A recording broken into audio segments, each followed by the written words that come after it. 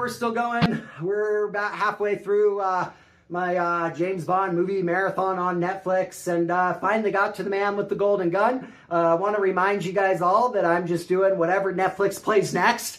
That's what I'm watching. Whatever Netflix plays next, that's the one that I'm watching next. And man, this has been a bizarre order for James Bond movies. We're jumping, all the way back from Spectre. We're dropping all the way back to The Man with the Golden Gun. But so I got to level with you right at the beginning.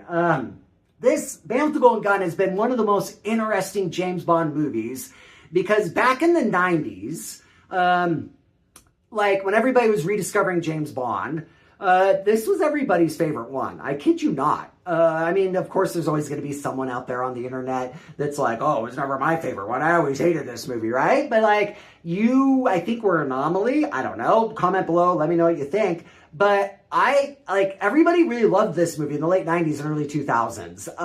And I can see why to this day. I still love this movie to this day. I don't get why it has such a bad rap. Every time I watch it, I think, maybe this isn't one of the good ones, but it's actually pretty good. It's actually pretty wonderful, and pretty, it's back down to the basics of Bond. I think this is where Roger Moore is the most like Sean Connery. There's some moments in this where Bond makes me feel really, really uncomfortable, where he's that blunt instrument that Ian Fleming first described him as.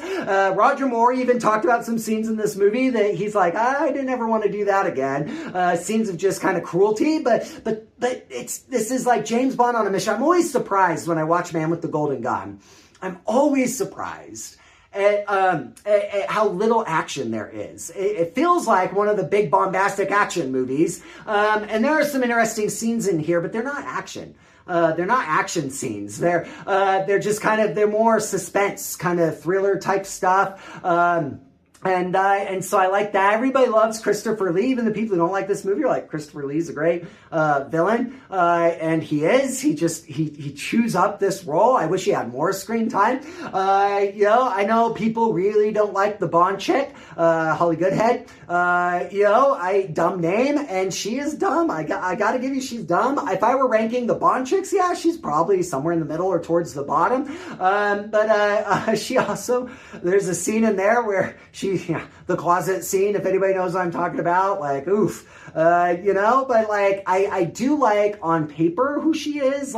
This is a woman that's worked with Bond before, and they have a little bit of mission history, and they're kind of co-workers, but there's also that sexual tension between them a little bit. I wish there was more of that actually in the Bond franchise, honestly, where she doesn't have this big backstory of trauma or whatever, where she's just a coworker and they're just on this mission again together, and they kind of want to be on the mission but kind of don't, and so I do think she's a floozy, but I don't know, but I still respect kind of what they were trying to do is what I'm saying. I think the car chase with J.W. Pepper, it's funny. He's annoying, but I think that's the point of the role. The civil rights had just happened, and now we're making fun of racists is what's going on there.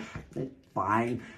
He's fine. There are some genuine moments where I do laugh at him every time I watch this movie that I think are really funny, that make me giggle. We gotta talk about the slide whistle. Not the biggest fan of the slide whistle. No one is. But come on. It's 1 second of this genuinely awesome movie. It's just 1 second. So get over the stupid slide whistle. It's there. It shouldn't be there. It's an awesome stunt. Everything leading up to that and the kind of leading from that, where the man with the golden gun, Scaramanga, turns his car into a plane, is still good and still interesting. I do like how pared down this movie is in the end. I do think, Scaramanga needed Spectre. He has Spectre, I think, in the novel.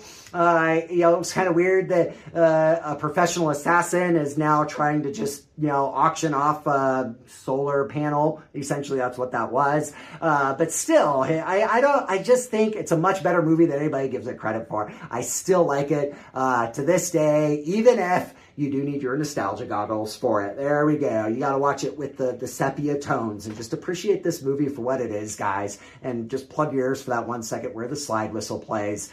Get ready for that slide whistle.